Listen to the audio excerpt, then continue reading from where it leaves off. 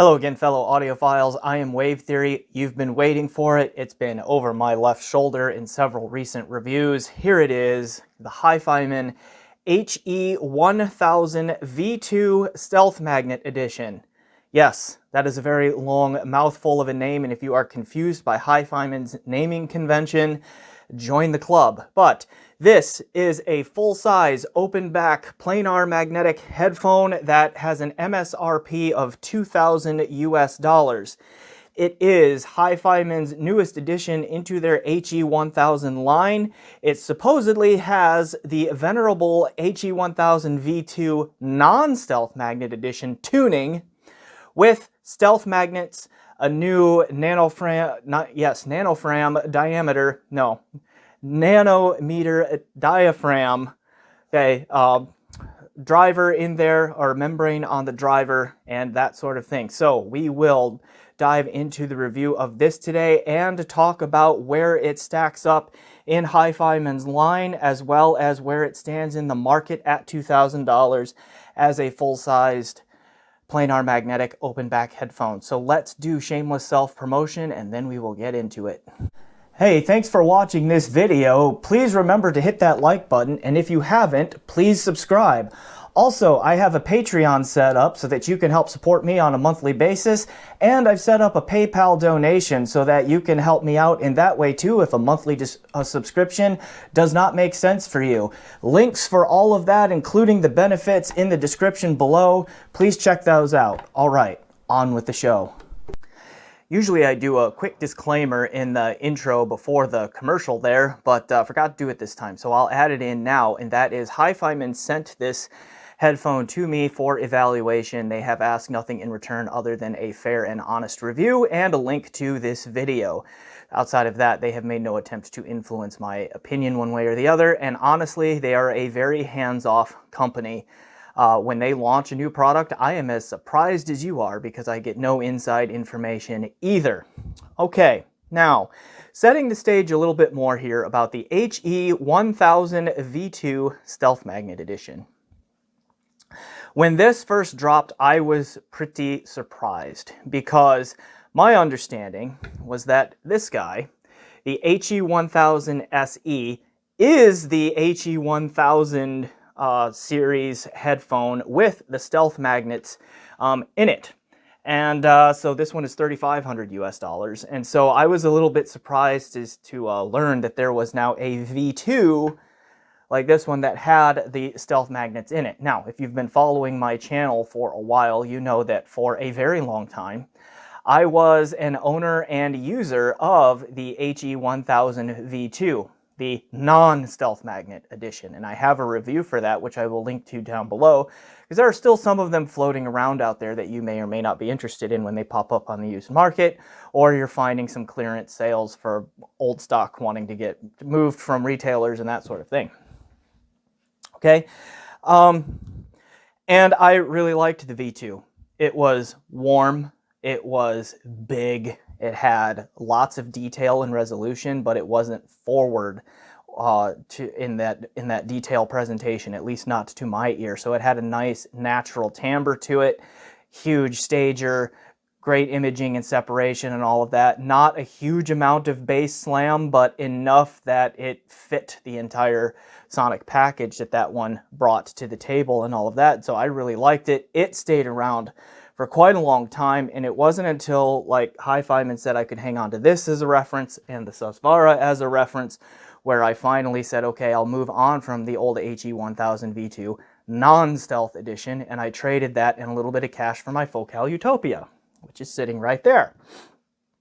So I was very familiar with that sound and very impressed with it. Now, the HE1000 SE here has a little bit different tuning. The old HE1000v2 non-stealth, some people knocked it for having a slightly recessed mid-range. And so the HE1000 SE here, when it launched with the stealth magnet tech in it, it had just a little bit more mid-range presence to it than the V2 did.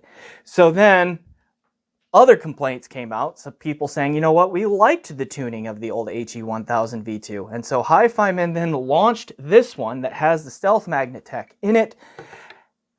ostensibly has a very similar tuning to the old HE1000v2 non-stealth. This is going to be a mouthful and a tongue twister review, okay? I will try to be as clear as I can be. All right, and then also dropped the price down to $2,000 US, right, and all of that. So that kind of sets the stage here. I wish that HiFiMan had selected just a little bit different naming convention. So when we get to comparisons where I'm going to compare these two together, since they're both HE1000 models with stealth magnet editions, I'm going to have to come up with a little bit different naming convention. HiFiMan also sent along to me a product I've already reviewed, and that is their Arya Stealth Magnet Edition, and I'm glad that they did. I asked them to send this one along with this one because I knew the question was going to come up of like, how do these three fit in the market together?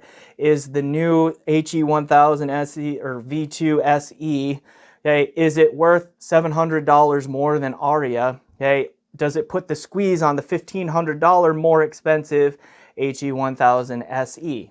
So I anticipated those questions and I wanted to have informed answers to those. So I will answer that throughout the course of this video too.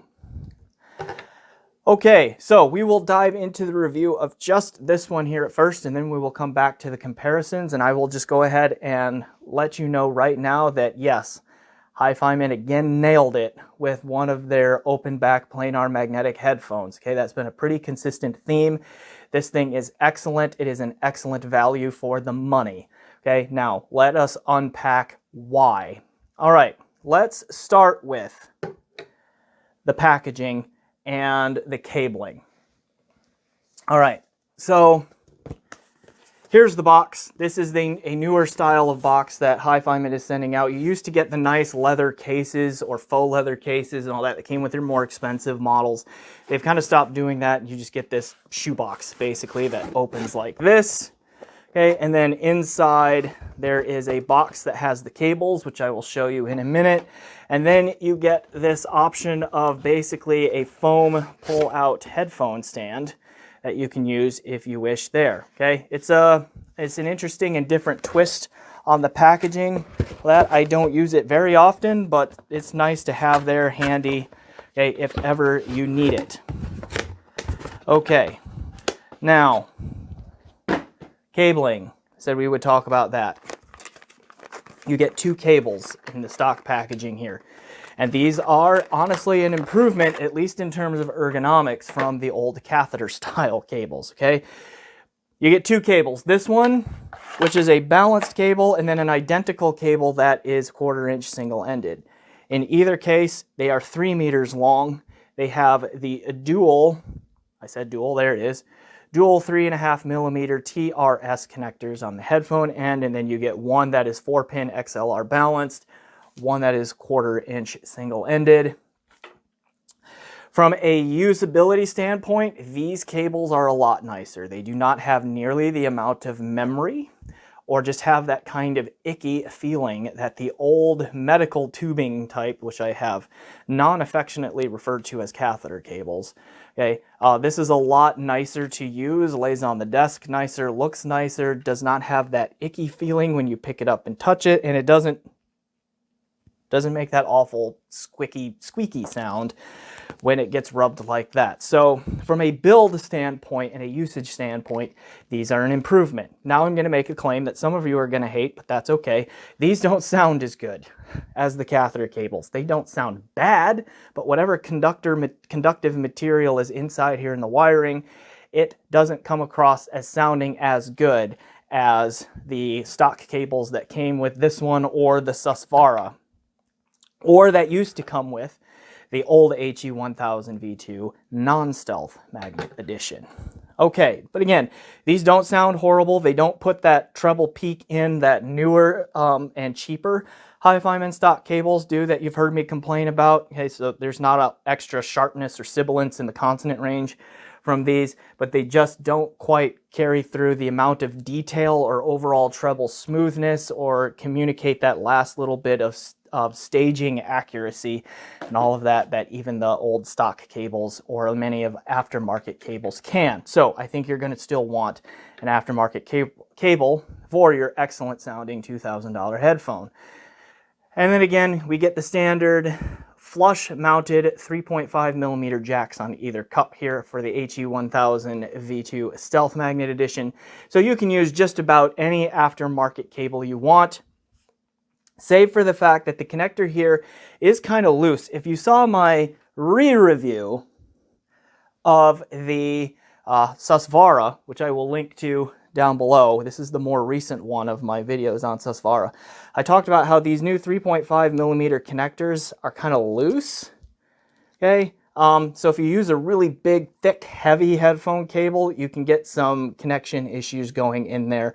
Okay, because they just don't fit in all that snugly. This one is a little bit better than Susvara in that regard. It is a little bit better than HE1000 SE in that regard, but it's still less than ideal. I would prefer a tighter fit and a more convincing snap into place when you push the headphone cable in. Okay, beyond that, let's get into the specs so that we haven't done that yet. So again, $2,000 US. It's got the stealth magnets. It has HiFiMan's nanometer diaphragm that they talk about. The rated impedance is 32 ohms and the rated sensitivity is 93 decibels. Its rated mass is about 458 grams, which makes it just over a pound if you are in English units there. So, and then it's got that classic HE1000 series build, which comes with the HE1000 series comfort. Massive cups in there with lots of ear space. Okay, you've got the suspension strap here. So, I mean, it's decently built. It looks okay, even though this is just a wood veneer here and not real wood. I think it looks good. It distributes the weight on the head well. The clamp here is a little bit tighter than some HiFiMans, but still not bad. So it stays on the head well and all of that. So other than the looseness of the 3.5 millimeter connection there, I like the build, I like the aesthetic, I think the comfort is pretty good and all of that. Now, the 32 ohm impedance and the, 93 decibel sensitivity does mean that it's fairly easy to drive. It is a much easier to drive headphone than its predecessor, the V2 non-stealth magnet edition. So I had no problems driving this one off of some lower powered amps. My Cord Hugo 2 handled it okay, even though that's not necessarily low powered. Okay, but if you have a DAP or something like that, there's a fairly good chance that this will sound at least okay coming from that sort of lower powered device. Okay, so with that, we will go ahead and get into the sound. Let's talk about the test gear that I used for this. I ran this one on a few different signal chains. I took it to my office at work for a little bit, and what I was using there was the SMSL DO300 DAC, which I just did a review for and will link in the description below, which was connected balanced to a Lake People G111 Mark II headphone amp, which I'll also reviewed and we'll put a link to down below. Right, and then the DAC there was fed via a USB connection from my Microsoft Surface Pro 4 running Ottervana, playing mostly local FLAC and DSD files. Okay, on that system there. Here at home, this one was mostly run through two different systems.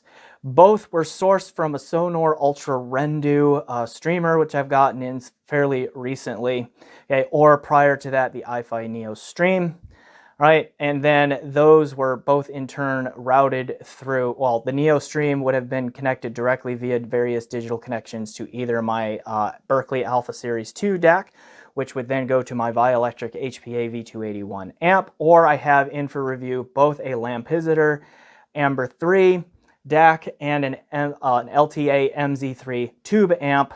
Those two were connected to each other, and I put this on that chain as well.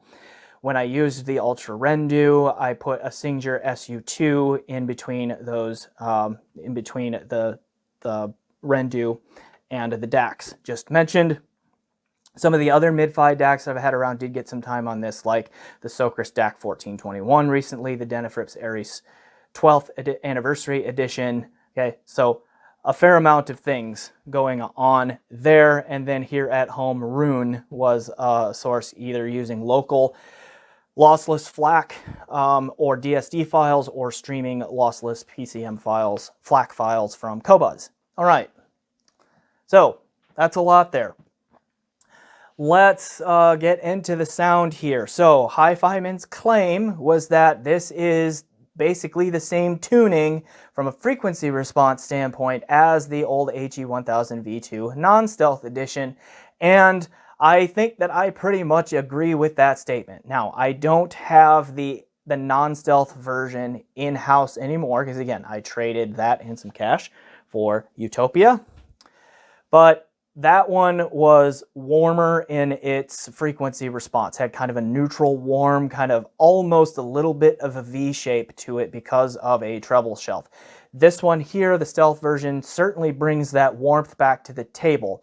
Those who thought that the older V2 non-stealth was too recessed in the mid-range are probably going to think similarly here, because the mid-range does seem like it takes a little bit of a step back, kind of a half step back again, in terms of presence, creating just a little bit of a sense of you got a little bit of warmth, and you still have that treble shelf up top, even though it's fairly well controlled. It's, you know, still HiFiMan treble. And so it does maybe for some come across as a bit V-shaped, but for me, I think it's still mostly neutral warm. Now, there is still that sense of big sound staging that can also be intimate when it needs to be. So the sound stage is, again, mostly out in front, like HiFiMan often does, so it's speaker-like in that regard, but it's wide, it's tall, and it's got some good depth to it. However, if you are listening to big, massive, epic kinds of music, like the finale of the 1812 Overture, Bohemian Rhapsody by Queen, Duel of the Fates by John Williams from the Phantom Menace soundtrack, like that sort of thing, the music that is just big and epic, this handles that very well. If you are interested in smaller stuff, like just small vocal harmonies or string quartets or just more intimate music like that in general, this can also handle that very well, where it still sounds like you're maybe in a big room, but it does a good job of putting like the vocals and the main instruments like right here up close and personal when you want it to do that kind of thing too. So it's very flexible in how it does that. Okay, the HiFiMan imaging and separation and overall spatial holography is also here. There's a pretty good sense of space and like imaging, where sounds are coming from, and then separation, space between those images. It's pretty good at that. HiFiMan just is good at that, and that makes it into this here too. Now, one way that it separates itself from the V2 non-stealth edition in that way, and I mentioned this in my HE1000 SE review when I did that one, link in the description, that one of the differences between the HE1000 SE and the non-stealth edition of the V2 was that the HE1000 SE just sounded like it had more points in space in its spatial presentation where sound could come from, and that therefore it was more coherent and like organic in how it placed sounds, where the V2 non-stealth sounded a little bit discrete. Here's sound here, then there's space, here's sound here, then there's space, here's sound here. In inner space. Not like if you would, not noticeable in a way that if you were just listening to it, like looking through slats or something, just like in comparison to this one, it just sounded a little bit more like up front and forward and discrete in its spatial presentation. The V2 Stealth here takes a step closer to what the HE1000 SE does in terms of, yes, there seems like there's more points in space from where sound can come from than the older V2 non-stealth. And it still has the nice coherence of the HE1000 SE, although not quite to the same degree, which we will return to in the more detailed comparison coming up here shortly. All right, other aspects of the sound here is that the resolution is really good. There's lots of texturing to the sound. There is ghost notes coming from drums that are really clear. Okay, room reverbs and all of that. You get nice definition on room reverbs, and you can definitely tell like what thing it's echoing very clearly, with a nice little time gap between the initial sound and then the reflected sound that does not always show up well in a lot of headphones. This does a really nice job of it, and I dare say, after hearing a lot of headphones these days, this one right here at $2,000 is in the running for most resolving $2,000 headphone and out-resolves several headphones that cost more money. Now, I think that its detail retrieval presentation is also fairly smooth and natural. I do not find the resolution to be for resolution's sake. I find the resolution to be mostly for sounding natural and having an organic presentation, as I find most of the HiFiMan line to be. It falls right in there with their product line in that way. Okay, so that's quite impressive. I think that the dynamics and the physicality here, the impact, the hit of this one also takes a little bit of a step forward from the old V2, and HiFiMan seems to slowly but surely be adding a little bit more physical impact to their product line, I think, that is at least attainable with lesser and lesser powered amps. I think the stealth magnet editions on a lot of these have been a lot easier to drive, and so you've been able to get into or maximize their physical impact with lesser powered amplifiers than you were on some of their older versions, which were notoriously harder to drive. One exception to that is the Susvara, where stealth magnet started, but it's still really hard to drive. But this one's easy to drive. Arya stealth magnet is fairly easy to drive. The Ananda stealth magnet is particularly easy to drive. The Edition XS is a little bit more power hungry, but still not terrible and all of that. And a lot of them are waking up in their dynamics because of that. And I think this continues that and takes another half step forward on that dynamic impact if that is a trait that you are interested in. Okay, so what else do we need to say about it there? Timbre is pretty good. Again, it's a little bit warmer, so it does skew the timbral presence, towards warmth just a little bit. But I still think that for the price point, it does a pretty good job of sounding natural and organic and making voices sound like voices, drums sound like drums, pianos like pianos, so on and so forth. Okay, sounding like the real things in real life. So in a vacuum, well, not actually in a vacuum because you wouldn't hear anything, but listening to this on its own, I found it to be a very enjoyable headphone. I liked the balance between resolution and the presentation of the detail sounding natural. I appreciated the warmth. I am a bit mid-range sensitive, or at least forward mid-range intolerant, so the recessed mid-range there didn't bother me too much, or at all really, because it never got shouty or honky or anything like that. I think the timbre is overall pretty good. The treble can be bright. Some people are going to find it to be too much and fatiguing, because that's just an aspect of the HiFiMan house sound. Either you like it or you don't.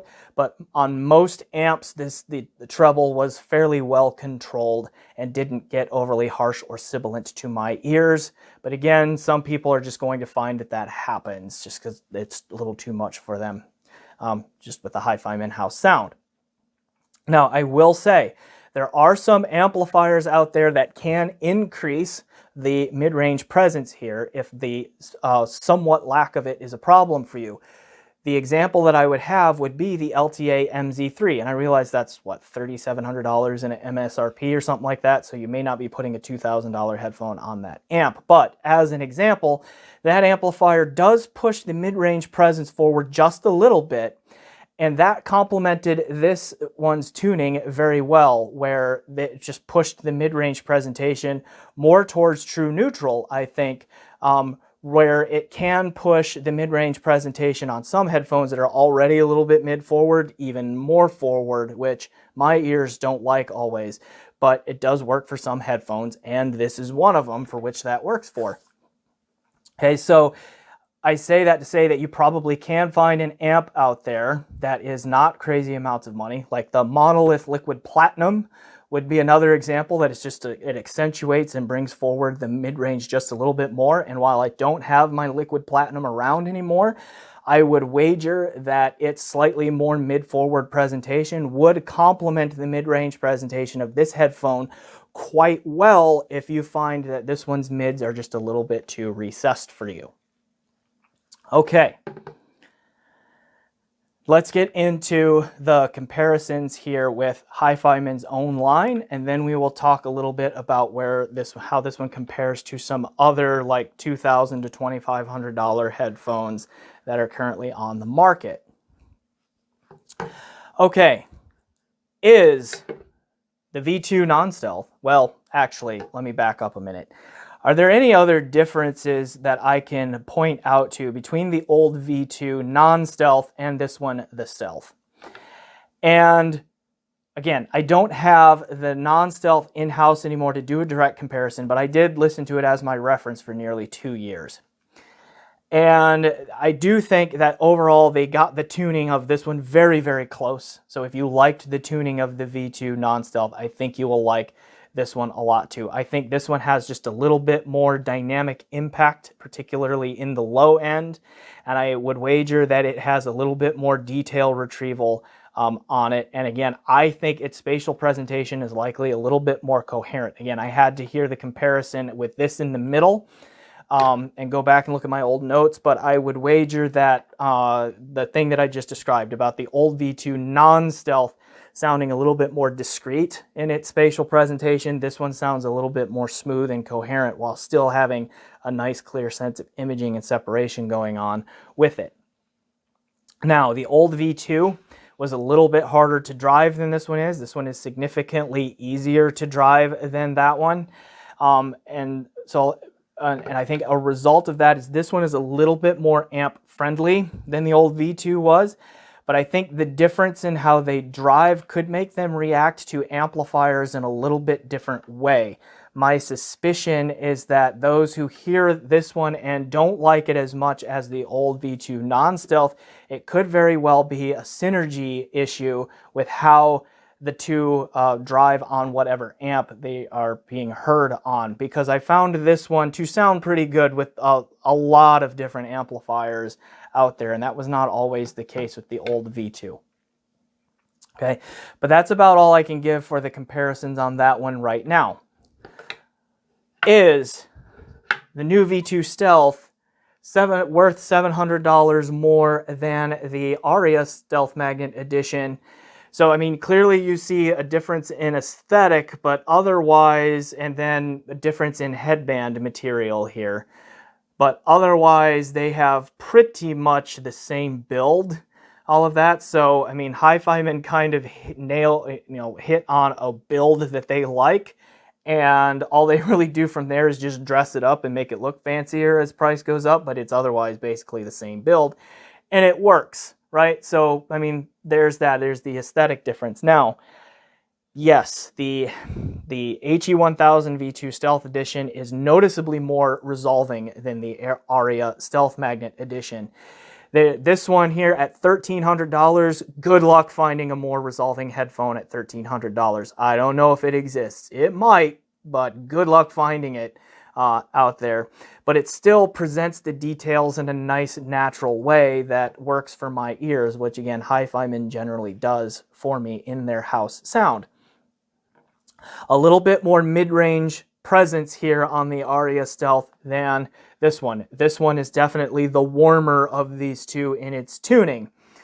Okay, so a little bit more closer to true neutral here. However, the refinement and the definition and the clarity is not quite as high on the Arya as it is the V2 Stealth. This one has, again, a more resolving, a more complete, a more coherent presentation, detail retrieval, all of that. It sounds more refined, more defined, and just more natural in its overall sound. Is it worth $700 more? Yes, I think so. Okay, you may not, but my ears say that yes, the $700 price difference here is earned, okay, for this headphone. All right, now here's where naming can get tricky here. So I'm just going to call this one the Hexie, and I'll just call this one the V2. Okay, then hopefully that will work. So the Hexie is $3,500 US in MSRP. The V2 is $2,000. So we have a $1,500 price difference. So this one is like 75% more expensive than this one is. Is that like worth it? So here's the thing. If you're looking at any individual technicality, okay, frequency extension, this one is just a sliver better. Resolution, this one is just a sliver better again. Okay, accuracy of spatial presentation, overall holography, okay, the Hexie is just a little bit better again. Dynamic impact, pretty close, but I still give the edge to the HE here just a little bit. Okay, put all of that together, the HE1000 SE, which I just said I would call HE, the HE is just a little bit stronger at just about every category. It also is a little bit more neutrally tuned. It has a little bit more mid-range presence in it yet than the V2 does. Okay, but to me, the biggest difference between these two, even though the individual traits that this thing has that are stronger than this are just a little bit stronger, you put it all together, this one sounds noticeably, the HE sounds noticeably more organic and natural and real. Like the amount of realism here is the biggest improvement over the V2. And I think that is because all of those little individual differences summing up to just a more natural and organic presentation here than on the V2. So is that going to be worth $1,500 more? Some may quibble with this. I do think that a significant price difference between these two is warranted in HE's favor. I'm hearing a lot of claims out there that this one almost catches the HE in terms of its presentation and its sound quality and all of that. And if you pick any individual trait, like resolution, dynamics, spatial presentation, okay, any of those kinds of things, yes, they are very, very close. You start summing up all of those little differences and you just get, to my ear, a much more complete, refined, defined, and more natural sounding organic presentation out of the HE. Is that fully worth $1,500? It could be close, okay? Could the HE like do even better at $3,000? Yes. We'd still be asking the same question. Is this $1,000 better than this one? And I will just come back and say that yes, I think a significant price difference between these two in the HE's favor is warranted. Okay. Does that mean it's exactly worth $1,500? I don't know. But what I will say, when I think about this one, okay, the Arya stealth magnet, when I think about where this one fits in, where I think about where HE is, when I think about Susvara, okay, and I have Edition XS and Ananda stealth magnet hanging on the wall over there off camera, HiFiMan has shown me that that with their open backs, okay, and with these especially egg-shaped cup models here, they are extremely good at tuning and developing these headphones to their price points.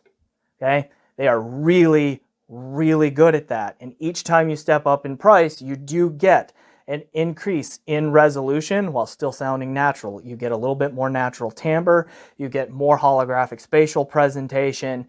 Okay, sometimes you get more dynamics, although they're pretty close across their line. And sometimes the emphasis, like where in the frequency range it sounds like those dynamics are hitting the hardest, shifts up and down a little bit. Okay, but as you move up in their price category, every time you get a little bit more refinement, a little bit more clarity, a little bit more definition, just a little bit more coherent, complete, believable, and real presentation, real sounding kind of presentation.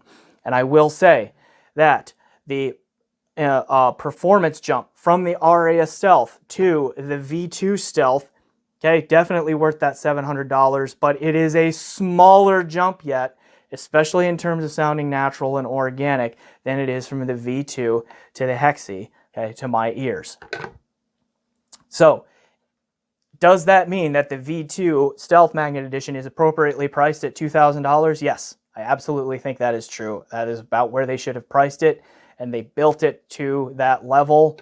Okay, well done on that. So, how does the V2 Stealth Magnet Edition then compare to headphones from other manufacturers that are, say, in like the $1,800 to $2,500, $2,600 range, maybe even a little bit more? Let me make a few comments on that. One of the more recent videos that I published, and I had to ship it out to a buyer here recently, was the $2,600 Rosen Rad Zero. This easily beats that one. to my ear. I think this one has the more realistic and natural tuning, even with that slight mid-range recess. The Rad Zero was too mid-forward. This one has more bass extension and rumble. It has more treble presence. That to me sounds more real and natural. This one has more organic timbre. Okay, to me, this is just comfortably the superior headphone, even though the Rosin Rad Zero lists at $2,600 US. So there's one point of comparison here. There are now 4 ZMF models that start at $2,500 USD. There's the Verite, both open and closed, and then there is the Atrium, both open and now closed. I have not yet heard the Atrium closed, so I cannot comment on that one. But I will say that the V2 Stealth Magnet Edition, okay, more holographic easily, more naturally tuned, okay, does better with a wider range of music than those ZMFs do, and a lot more resolution. And I know that with ZMF, the resolution is not always the point. There's just that real and organic timbre, at least that is the claim. My ears didn't pick up on that a whole lot there at their $2,500 models. I did like the Verite Open that I had there. But to me, in terms of sounding true to life and being, you know, a value for the money and all of that, this one easily bests those, okay, in my opinion. Also sitting at $2,000 would be the headphone, the ribbon headphone there. I reviewed that one a long time ago. It was a written review. That one had excellent resolution and a pretty good tuning to it. So that one might be on similar level to this one in terms of resolution and having a natural tuning, but it had rather poor dynamics. It had very little dynamic impact, where this is a step forward for HiFiMan and definitely better than the headphone, okay, in terms of its impact, its dynamics, and that sort of thing. And this is also much, much more comfortable than the headphone was, because the headphone was just big, bulky, and just tiring after a while, where, again, this one is much more comfortable. Also near $2,000, another planar headphone would be the Odyssey LCD3. Now, I have heard the LCD3 pre-phaser long ago, didn't review it. It was before I was getting into reviews. It was a loan from a friend, so it's been a long time since I've heard it. But I do remember that one having the Odyssey house sound, being a little bit more mid-forward, not necessarily emphasizing detail, but being fairly resolving and all of that. But I will say that just based on my memory alone, I prefer this one's tuning. I preferred the old HE1000v2 non-stealth tuning to that LCD3, which is one reason why I went that direction and not the LCD3 direction. But I would wager that this one is more technically competent, but has a different enough presentation. Like, I could understand someone liking the LCD3 presentation more than this, just because it's tuned to their liking, has different, you know, more Odyssey-like spatial characteristics and all that, which some people might like more than this one. So, is that all of the $2,000 headphones out there? Certainly not, but it is a fair number, and just kind of gives you an idea where, you know, bringing it full circle and pulling it all together there. I think this is an excellent value at $2,000. It is not coming to mind what would be a reasonable challenger to this in terms of like all-around best performer at $2,000 US. And in fact, anyone who's looking at picking up an open back headphone in the, say, you know, $1,500 to $1,800 range in particular, even down, I think one reason HiFiMan dropped this one, the Arya, from $1,600 to $1,300, was because they knew that they were going to have an HE1000 model sitting at $2,000, and it was going to put the squeeze on this one at $1,600. But this one here is not the only one that gets the squeeze put on it at $1,600, because I think this is a overall better sounding and more technically proficient performer and a more natural sounding headphone than Sennheiser HD800S, which is what, $1,700, $1,800. Okay, Focal Clear at $1,500, particularly the MG. Definitely would prefer this one over that, and so forth. So, I mean, this one, if you're looking to spend $1,500, $1,600, $1,700, $1,800 brand new for a headphone. Think about saving just a little bit longer. See if this might be more to your liking there, because it brings an excellent and very robust package in there for $2,000 US. So, good job, HiFiMan. An excellent $2,000 headphone. It is tuned very similarly to the V2 non-stealth, for those of you out there who liked that tuning, and I think it makes some technical improvements that make it a more natural and believable sounding headphone than even the old V2 non-stealth edition. Very easy to recommend. Okay, so we will leave it there. I am Wave Theory. This has been my review of the HiFiMan HE1000v2 Stealth Magnet Edition. Please like this video if you haven't yet. Subscribe to the channel if you haven't yet. Leave a comment down below. Please check out my PayPal. Please check out my Patreon so you can see how to support this channel. And yeah, thanks again for watching. As always, enjoy the music.